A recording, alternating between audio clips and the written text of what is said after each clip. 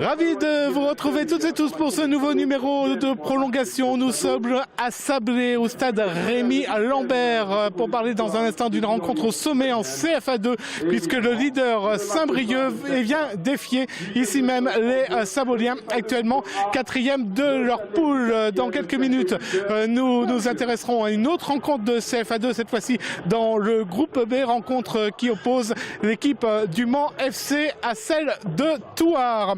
Dans la deuxième partie de l'émission, il sera question de lutte libre et de lutte gréco-romaine. On vous dira tout sur les différences entre ces deux luttes, puisqu'il y a le deuxième Open de France qui est organisé au Mans. Et puis dans la troisième partie de l'émission, ce sera le BMX qui sera à l'honneur avec le spot BMX Games qui a lieu au Mans durant tout ce week-end, du grand et beau spectacle évidemment en perspective. Et puis on vous proposera une interview d'Erwan Benech, le seul Sartois qui était en lice au championnat de France élite en salle il y a 15 jours du côté de Clermont-Ferrand. Il était engagé sur 1500 mètres, il a fini 6e et 5e français. Il nous parlera notamment de son travail du côté de l'INSEP à Paris. Voilà pour le programme. Tout de suite, place au foot. Il ne fallait pas arriver en retard, car à peine le coup d'envoi est-il donné que les Saboliens bénéficient d'un coup franc à l'entrée même de la surface de réparation. Cyril de Souza se charge de le tirer, il ouvre la marque, 1-0 pour Sablé. Saint-Brieuc réagit rapidement. À la 15e minute, Oumaouche se retrouve seul face au portier sabolien, mais le Briochin loupe complètement sa frappe. 3 minutes plus tard, Saint-Brieuc parvient néanmoins à égaliser avec cette frappe puissante signée Rouxel. Les Bretons tentent de mettre la pression sur le goal sabolien, mais heureusement Vincent Laurentin reste attentif. Il doit cependant s'atteler à effectuer une très belle parade à la 37e minute de jeu.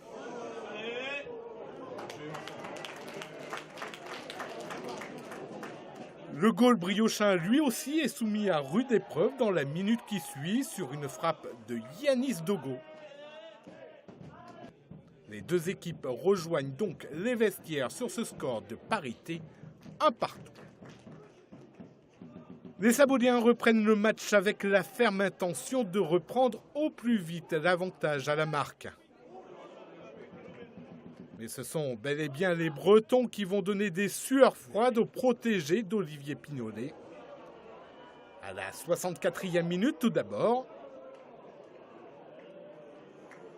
Puis à la 77e avec cette frappe d'Aboubakari. Cette période orageuse passée, les Saboliens repartent de plus belle. 78e minute, Yanis Dogo redonne l'avantage à ses coéquipiers en lobant le gardien breton. 2-1 pour Sablé. Puis à la 85e minute, c'est au tour de Romain Dupont de tromper corps. Les Saboliens font le break et mènent 3-1.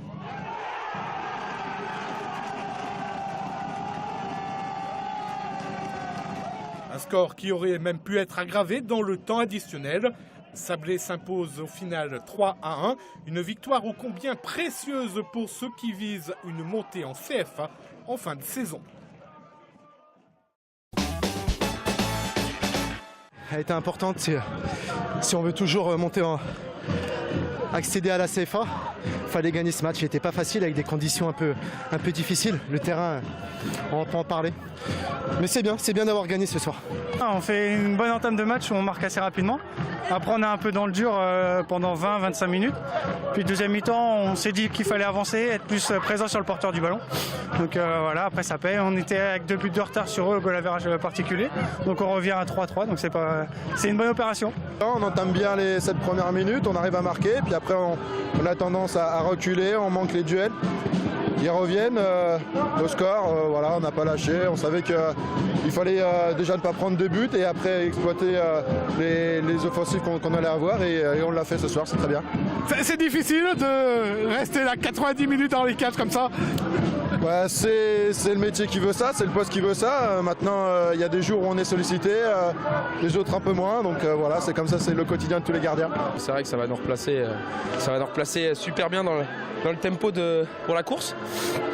Donc voilà, on est ravis, les organismes ils sont un peu dans le dur en ce moment, donc c'est pour ça. Elle fait du bien à domicile en plus, même si on a été quelques fois malmené.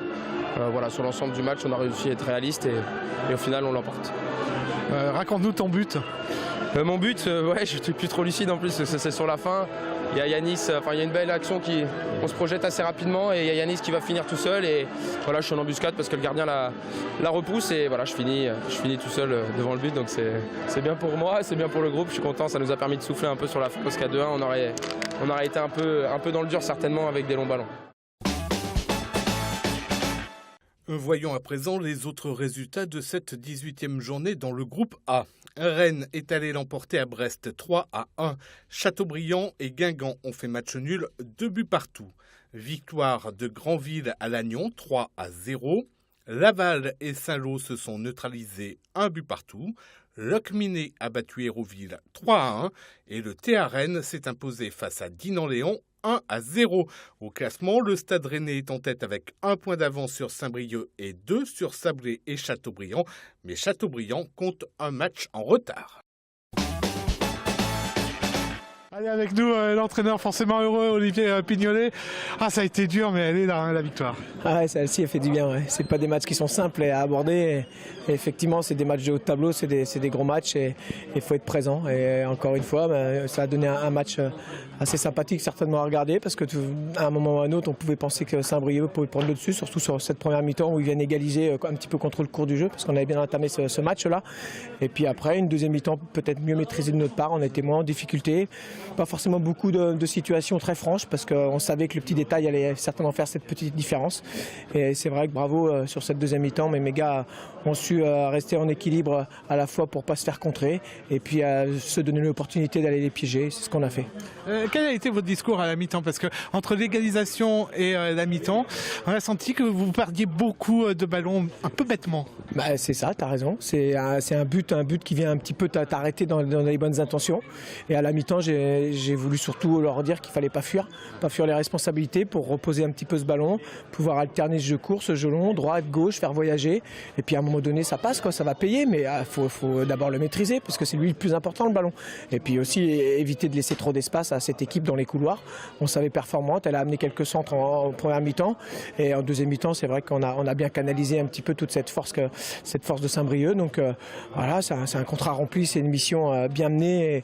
Et c'est vrai, fierté d'avoir été remporter cette victoire contre Saint-Brieuc. N'oublions pas, ils étaient leaders et comme ça on va s'en rapprocher, c'est bien. Maintenant c'est un autre co-leader, je crois, que vous allez devoir affronter la semaine prochaine. Guingamp. Ah ouais, c'est ça, c'est que les week-ends s'enchaînent là et ils vont être bons à vivre, mais c'est pas grave, on fait tout ça pour ça aussi. Hein. Donc, mais ouais, c'est Guingamp et ça va encore être une belle confrontation, un bon match de foot et j'espère qu'on ira peut-être créer la surprise là-bas et ça va être une bonne dynamique aussi.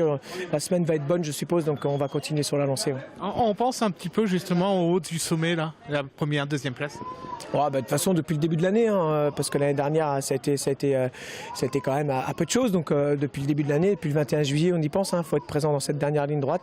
On sait qu'on a un mois de mars et avril qui va être déterminant pour pouvoir être présent fin mai. Donc on fait tout pour et ils l'ont voulu ce soir. Donc c'est bien. Merci beaucoup d'avoir répondu à nos questions. Nous, on va continuer à s'intéresser au football, toujours en CFA2. Cette fois-ci, on change de groupe. On passe au groupe B avec le Mans FC qui affronte l'équipe de Thouars du côté du MM Arena. On voit tout de suite le résumé et les réactions. En affrontant Thouars, la lanterne rouge de la poule B, les supporters manceaux qui avaient fait le déplacement au MM Arena ce dimanche après-midi s'attendaient certainement à une véritable démonstration de la part de leur équipe. À la 14e minute de jeu, Basile Camerlin tente sa chance, mais sa frappe passe de peu à côté des cages. Bien que dominateurs sur le terrain, les manceaux ne sont pas à l'abri d'un contre des joueurs des Deux-Sèvres, comme sur cette action à la 17e minute. 23e minute de jeu, on retrouve Camerlin qui cette fois-ci tente sa chance de la tête, mais là encore, ça passe au-dessus. À la demi-heure de jeu, nouvelle occasion Mancel d'ouvrir la marque. Le portier de Thouars doit s'employer à une superbe parade. Le gardien Thouarsais décidément très sollicité par les attaquants Monceau. À la 40e minute de jeu tout d'abord. Puis à la 42e. Mais le score reste vierge à la pause, 0-0. 54e minute de jeu, les Monceaux bénéficient d'un corner. La frappe est déviée de la tête par Cerdan. Doumbia reprend et envoie le ballon au fond des filets. 1-0 pour le Mans FC. Cette ouverture du score semble libérer les Monceaux qui vont dès lors multiplier les tentatives de doubler la mise. Mahou doit se montrer vigilant dans ses cages. Le gardien de Thouars multiplie les parades, comme sur cette frappe de Camerlin à l'heure de jeu. Ou encore cette autre tentative à la 73e. 77e minute, nouvelle action Mancel, diligentée cette fois par Valentin Tachot qui se joute de la défense adverse. Il centre pour Camerlin qui remet Harry Klein, mais ce dernier frappe au-dessus. 83e minute, c'est au tour de Florian Robert de porter le danger dans le camp adverse. Enfin, en toute fin de rencontre, Ibango connaîtra le même sort. Les Monceaux s'imposent donc au final 1-0. 1-0, je pense qu'on aurait pu faire beaucoup mieux, mais d'ailleurs moi j'aurais dû mettre au moins un but, mais bon après c'est le collectif, la principale c'est la victoire parce qu'on ressort, on revient bien sur des matchs qui n'étaient pas terribles auparavant, notamment à Vertou, donc je pense que elle nous fait vraiment beaucoup de bien, il va falloir enchaîner le week-end prochain à Angers. Et le leader en plus, un gros match hein. Ouais, gros match, mais après vous savez dans ce championnat c'est tellement aléatoire, le premier perd contre le dernier. Tout peut arriver, donc le but c'est de faire une série. Je pense que si on fait une série, on peut aller loin. J'ai beaucoup souffert. Attendre la 90e minute pour dire ça y est, c'est fini, on vient de gagner 1-0. Quand on peut tuer le match 4 fois, 5 fois, je peux vous assurer que là-haut c'est difficile. On a envie de revenir 30 ans en arrière et puis de pouvoir jouer avec eux et les pousser. Bon, ça ne peut plus se faire, donc aujourd'hui je suis là-haut, mais je les pousse quand même. La semaine prochaine, match capital pratiquement, on pourrait dire. Une victoire là-bas à Angers, chez le leader, ça peut complètement vous relancer dans ce championnat. Oui, ça nous relance, mais ne mettons pas des mots forts comme capital, ça ne l'est pas. Il reste 8 matchs, il faut surtout pas perdre. Il faut rester dans le groupe des 4-5 premiers, comme on est là, comme vous avez vu les résultats hier soir. Ça veut dire que tout le monde peut battre tout le monde. Et ben Angers va nous attendre, mais nous on va aussi les attendre. Donc je suis confiant, même si ça va être un peu encore difficile aujourd'hui. Mais bon, on garde la victoire, c'est le plus important. Et puis je vous dis à samedi prochain. Heureux parce qu'on en avait besoin. Il fallait gagner, le championnat il est compliqué, mais on donne le droit d'y croire encore. Et voilà, le fait de pouvoir jouer ici, on se devait d'essayer d'emballer tout le monde avec nous. J'espère que le public comprend qu'on donne et qu'on a envie de réussir. Vous dominiez toute la rencontre, ça a été dur quand même d'arriver à ce but. Hein. Ouais, on voit que même en dominant, c'est un coup de carité qui fait la différence. On a eu vraiment énormément de situations qu'on a mal gérées, mais on va pas faire. Voilà, on a gagné, tant mieux. On s'est fait un peu peur, mais on progresse, je trouve. Donc faut y croire, on va y arriver. Ils avaient des réponses à apporter par rapport à nos dernières prestations. Le président était venu leur adresser un petit message en début de semaine. Je pense qu'ils ont répondu de la plus belle des manières en obtenant, je pense, une victoire logique. Eu égard à la débauche d'énergie, de la qualité par moment. On a été, on va dire, défaillant dans la finition, mais il y a eu beaucoup de générosité, ça m'a bien plu. Ça a été, on va dire, un contenu qui correspond à ce que j'attendais des joueurs aujourd'hui. Ça vous relance complètement dans ce championnat. Et puis déjà, il y a un match capital pratiquement qui se profile à l'horizon. Déplacement chez le leader Angers. C'est surtout, j'ai envie de dire, un pas de plus vers le maintien, parce que dans ce championnat un peu fou, tout est possible, tout est encore jouable, tout est ouvert. Donc c'est une étape. On savait que c'était un match important, encore une fois, par rapport à nos 2 derniers résultats. Je trouve qu'on est en train de progresser dans la dimension de compétition. Maintenant, le foot est un éternel recommencement. Il y a eu beaucoup d'énergie dépensée. Voilà. Est-on capable de renouveler ce genre de prestations sur la durée? Ce sera les ingrédients qui nous permettront éventuellement de réaliser une série. La réponse, les joueurs l'ont dans leurs pieds, dans leur tête, mais surtout dans leur cœur. J'espère qu'on réussira à être constant là-dedans. Vous parlez de maintien pour l'instant uniquement. C'est une façon d'enlever de la pression à vos joueurs? Non, c'est une réalité, c'est de l'arithmétique. Il suffit de regarder le classement tel qu'il est aujourd'hui pour se dire que rien n'est joué, comme je le disais tout à l'heure, ni dans un sens ni dans l'autre. On a vu cette équipe de Thouars qui est dernière, je trouve qu'elle a beaucoup de qualité. Elle sera peut-être capable, comme on est en train de le faire à La Roche, de faire une série. On ne sait pas, on n'est pas devin, c'est la glorieuse incertitude du sport et c'est pour ça qu'on aime ça. Voyons à présent les autres résultats de cette 18e journée dans le groupe B. Victoire d'Angers à Bressuire 3-1. Avoine-Chinon s'est imposé à Châteauroux 2-1. Choré a battu Châtellerault 3-0. Cholet et le Poiré-sur-Vie ont fait match nul 0-0.